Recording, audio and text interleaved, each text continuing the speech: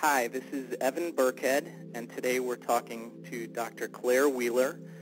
And Claire, our customers have emailed in and blogged on our website 6 different questions.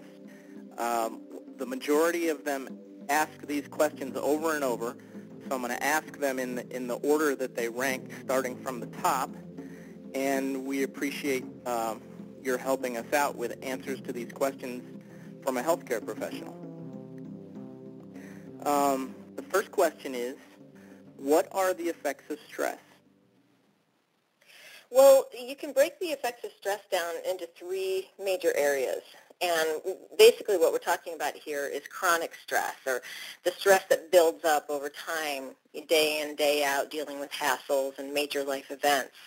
So the 3 ways that it tends to affect people most often are physically, mentally, and emotionally. So if you look at the physical effects of stress, there's 2 basic aspects to the chronic stress state. And one of them has to do with your nervous system, and the other has to do with your stress hormones.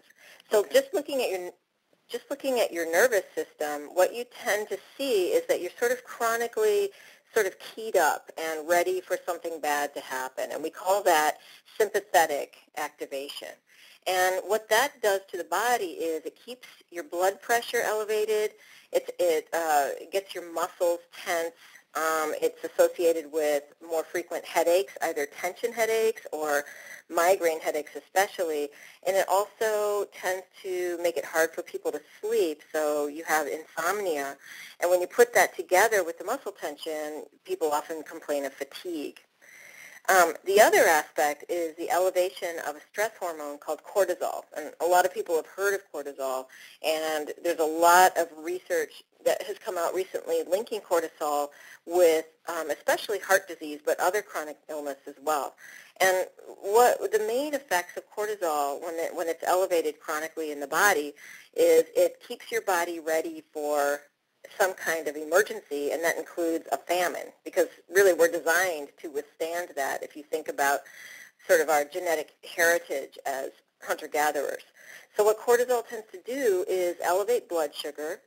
It keeps cholesterol and triglycerides high in the blood, and it also pushes fat, any extra fat on your body, even if you're not overweight, into your abdomen. And I think we're becoming more and more aware in general that abdominal fat is the most dangerous kind of fat to have. And one of the things that it does is it affects your insulin receptors and makes them less sensitive. And what that does then is elevate your blood sugar.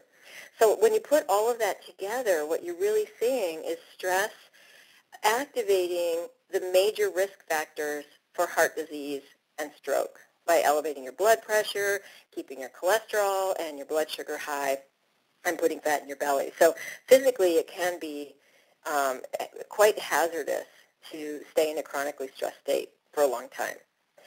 So then looking at the mental effects of stress, what happens is your thinking becomes kind of scattered because when you think about it, if you have some kind of an emergency coming up, you're thinking all the time about escape or what are you going to do in the next moment. So people who are chronically stressed tend to have trouble learning new things.